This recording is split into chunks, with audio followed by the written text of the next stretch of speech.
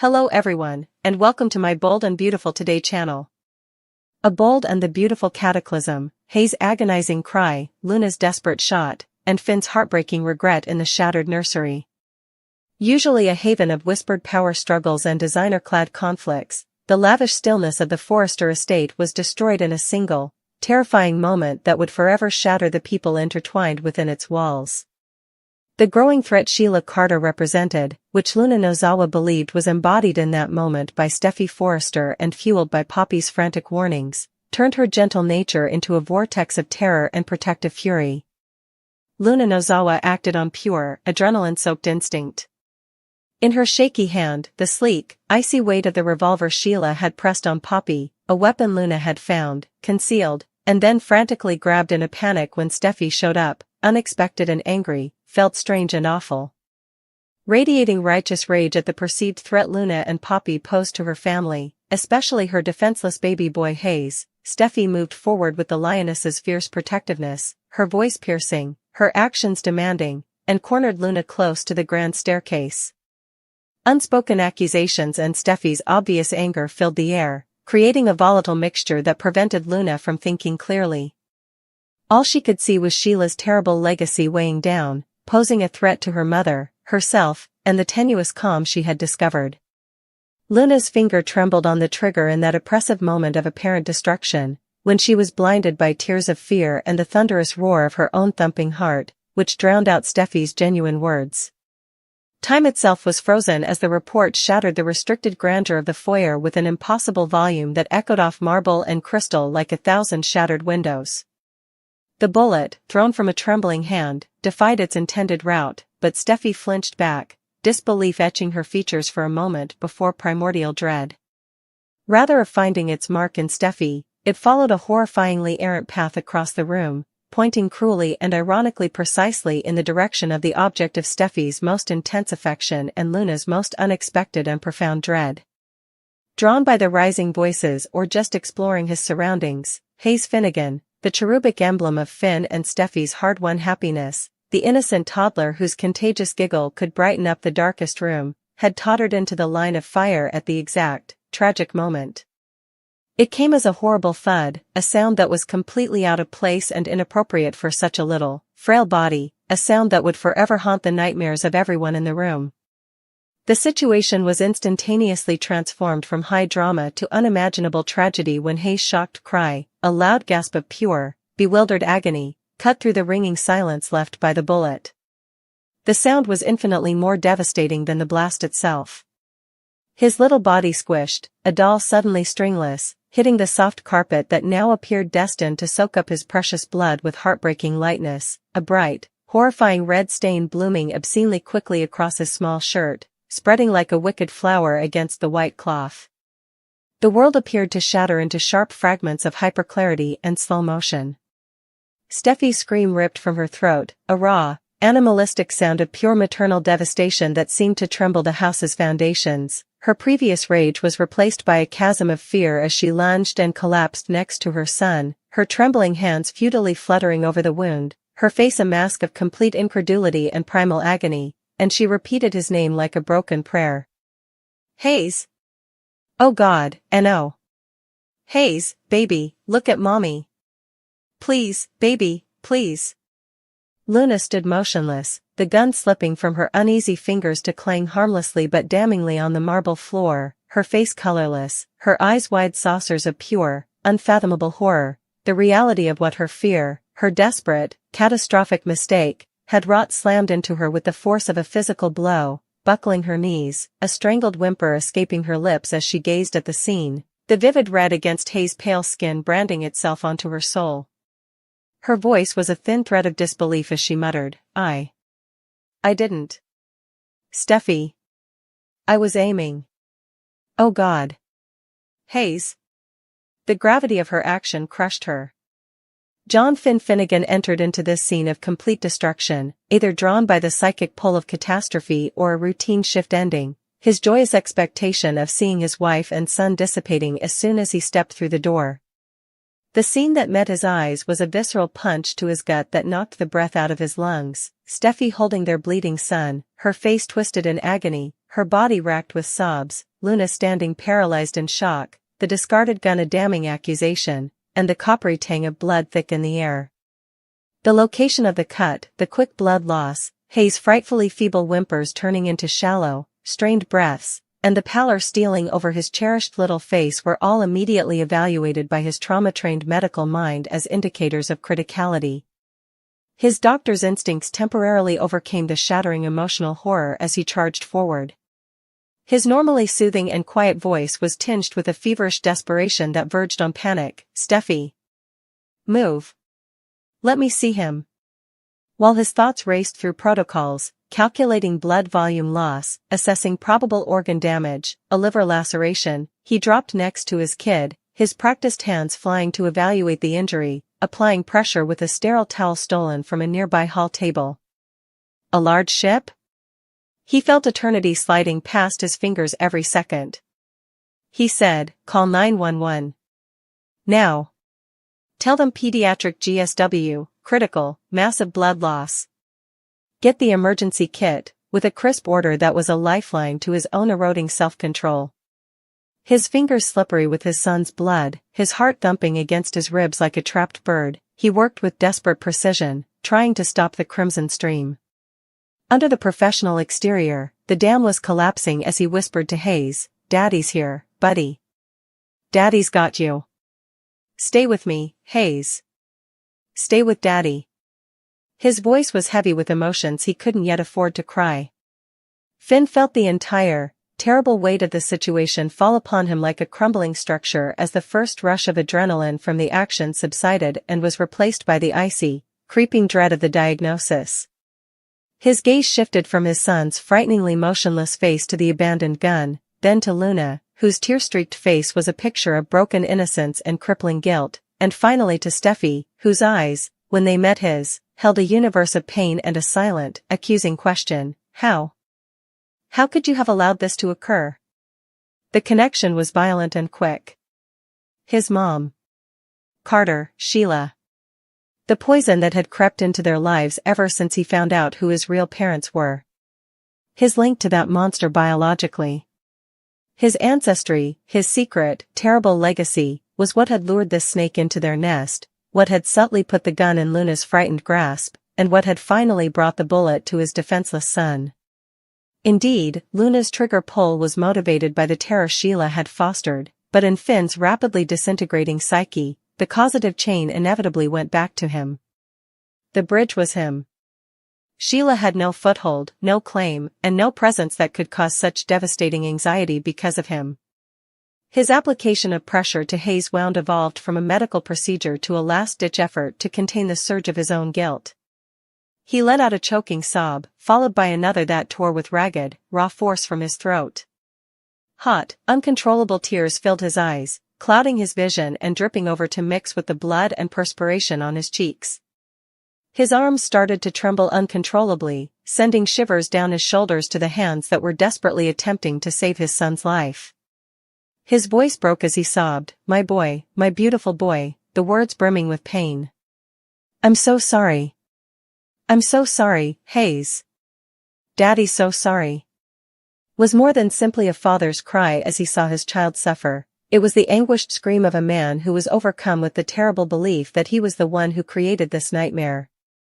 Now, every encounter with Sheila, every moment of mixed emotions, every instance in which he hadn't cut her off entirely felt like a betrayal, a step along the way that brought them to this carpet smeared with blood. The remorse wasn't limited to this one instance, it was a tsunami that engulfed every decision he made, every moment of uncertainty, and every sliver of connection he hadn't brutally broken with the woman who gave birth to him. In the bullet's path, in Luna's fear, in Steffi's destruction, he saw Sheila's shadow. His forehead briefly touched Steffi's arm as they crouched over Hayes, their shared agony a chasm separated only by their dying child. "This is my fault. My fault," he murmured in between heartbreaking cries. In the distance, sirens screamed, offering a promise of assistance that felt excruciatingly slow and horribly inadequate against the ocean of Finn's grief and the flood of blood. "I brought this. I did. Sheila, because of me." His tears weren't only for Hayes' suffering and danger, they were the sour floodwaters of a soul drowning in the terrible, unavoidable remorse that his own son's back had been painted as the target by his sheer existence and his filthy blood. Their life's nursery was in ruins, the air heavy with blood, gunfire, and the reverberating, heartbreaking sound of a father's unchangeable regret. The fight for Hayes' life was only getting started, but Finn was already permanently damaged in the wreckage of a safety he believed he had gained due to the internal conflict he was having with Sheila Carter's legacy and his own sense of guilt. The course of a single, terrible gunshot and the heartbreaking echo of Finn's sobs had permanently altered the landscape of Bold and Beautiful. Kimberlyn Brown's farewell bow, Steffi's broken world, and Sheila Carter's sacrificial fire, a brave and a beautiful apotheosis.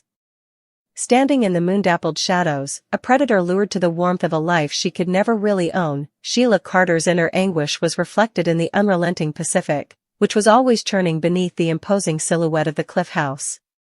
Following a devastating gunshot, Hayes Finnegan, Steffi's grandson and Finn's beloved son, lay battling for his life. The news had echoed through Los Angeles like shrapnel. The specifics were unclear. There were rumors of Luna's fear and a gun that Sheila had brought into their toxic environment. She felt a sickening mixture of anger, possessiveness, and a deranged, desperate desire. She knew Finn blamed her. Steffi held her accountable. Everyone blamed her. Perhaps, in the complex maze of her own mind, Sheila held herself responsible for the series of events that began decades before with her mere existence. The fundamental reality, however, remained unalterable. Hayes was her blood relative, a tenuous link between her and the son who hated her, a representation of the heritage she desired but could never claim without destroying it. Still reeling from the recent catastrophe, this primordial draw, this fierce, twisted maternal urge twisted by decades of obsession and murder, drove her to the one place she knew Finn would inevitably come to, Steffi's haven, the cliff house.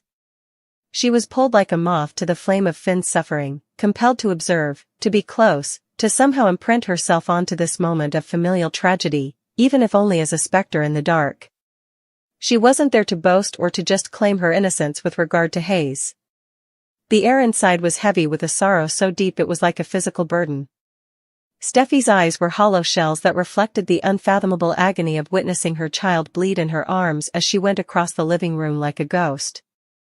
The vivacious, ferocious matriarch was reduced to a quivering mass of terror and fatigue, leaping at every noise, the ghostly echoes of the gunshot and Hayes's cries always reverberating in her ears. The chasm of his own soul-crushing guilt, the conviction that his connection to Sheila had painted a target on his son, left Finn speechless, unable to provide the solace his wife sorely needed. Finn, physically present but emotionally broken, moved with the mechanical precision of a trauma surgeon still on autopilot, his hands shaking occasionally as he reached for Steffi only to pull back. The suffocating silence was only broken by Steffi's ragged breaths or the distant, melancholy cry of a gull. The air buzzed with whispered recriminations and mutual horror.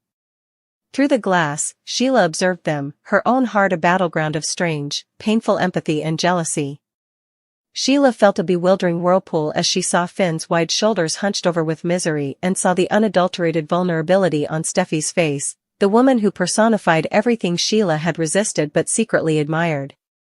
A deep, terrifying sense of connection briefly eclipsed the hatred, which was still there, a blazing ember. Finn, and now Hayes, had bound them permanently by tragedy and blood. In that stopped moment, this broken, frail family, perched on the brink of a chasm she had assisted in excavating, became the center of her whole life. Then it happened with frightful speed, a commonplace imperfection exploding into fire. Behind the tasteful wainscoting, a malfunctioning wire that was overburdened by Steffi's restless attention, lights left blazing, appliances humming forgotten, sparked. Dry timber and aged dust ate up the first flicker. With startling speed, fire, ravenous and indiscriminate, licked up the wall, seeking support in thick draperies. An insidious visitor, the first strands of bitter smoke curled into the living room. Steffi didn't notice the slight change until the crackling became into a roar and the orange glow cast ominous shadows on the ceiling because she was too preoccupied with her own trauma. She was overcome with panic, a new layer of anguish on top of her already existing suffering. Her terrified, raspy scream, "Finn! Fire!" broke the stifling silence. The entrance door was cut off by the rising, raging flames that obstructed the main corridor exit. The smoke turned into a stifling, blinding veil, and the heat into a physical assault.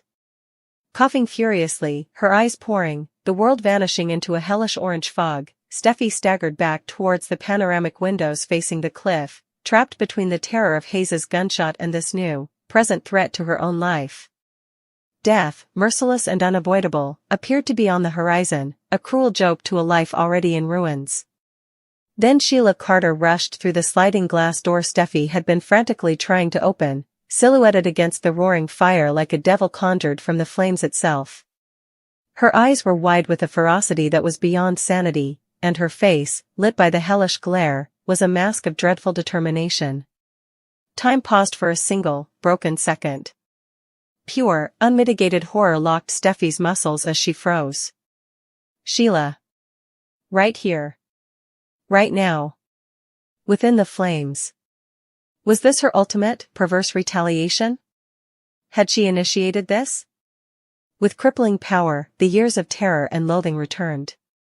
In preparation for an assault, for the knife, for the gun she always thought Sheila carried, Steffi shouted, "You," the word more accusatory than identifying. Sheila did not, however, lunge. Her blazing eyes met Steffi's with a horrifying, unfathomable eagerness rather than with the intention of killing. Sheila's voice was rough, fueled by smoke and something else, and she rasped, "Finn. Hayes needs you." Steffi had never heard such desperation. Steffi saw it in that moment, the mother, not the monster. The mother who had an obsessive, toxic love for Finn. Hayes was viewed by the grandma as the final, delicate link.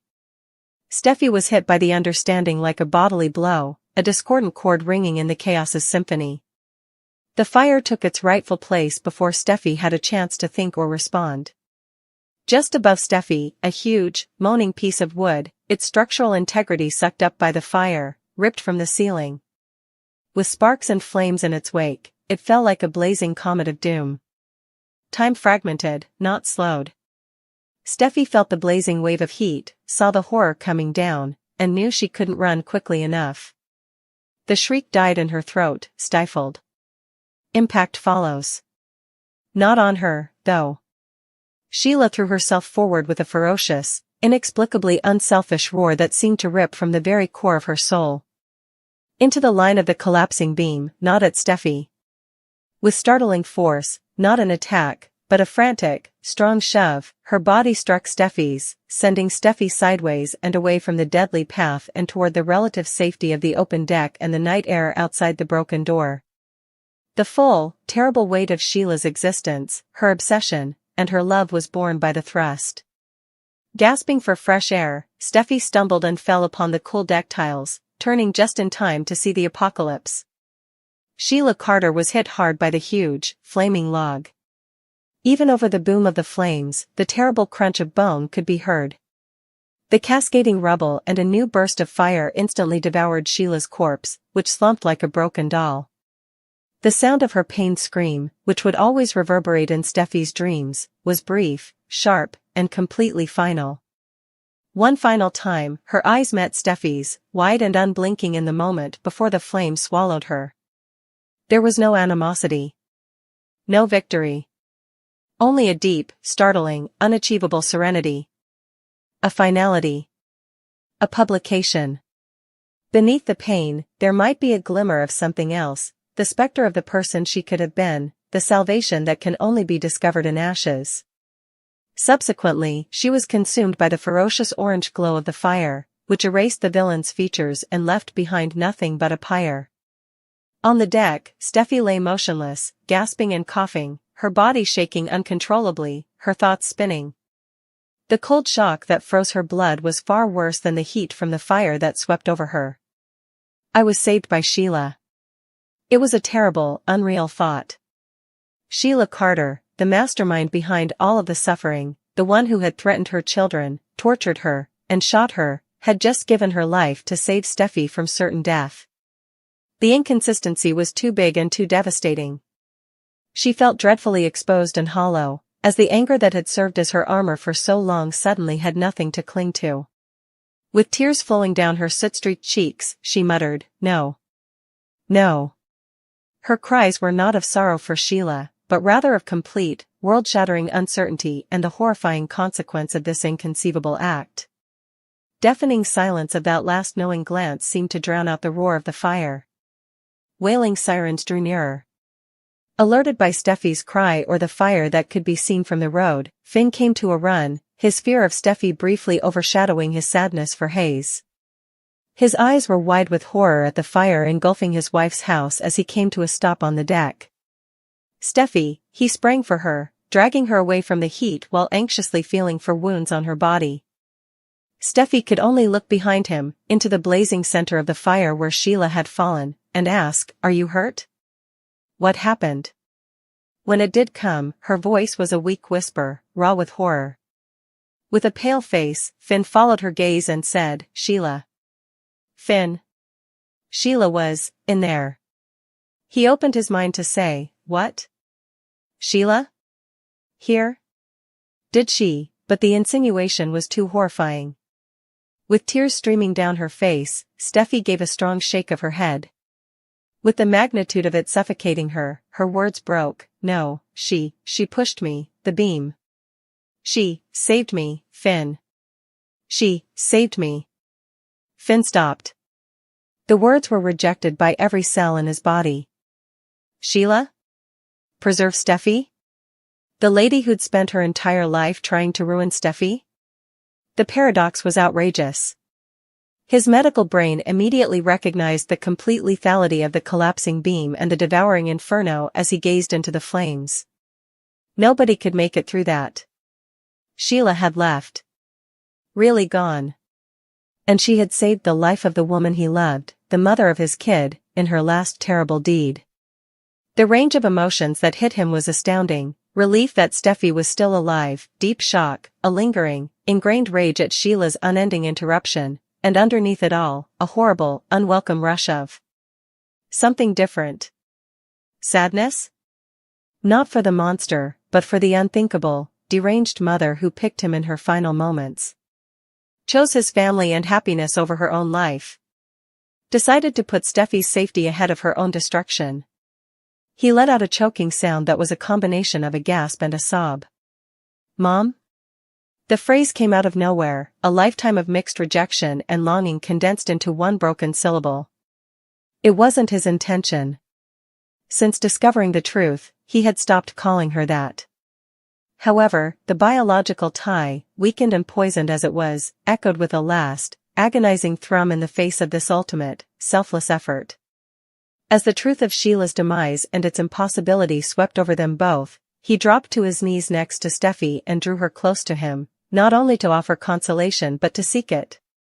The couple huddled on the deck, stunned and eternally bound by the death of the lady who had attempted to destroy them, were surrounded by long, swirling shadows as the fire roared, an impersonal cremation for the most personal of villains.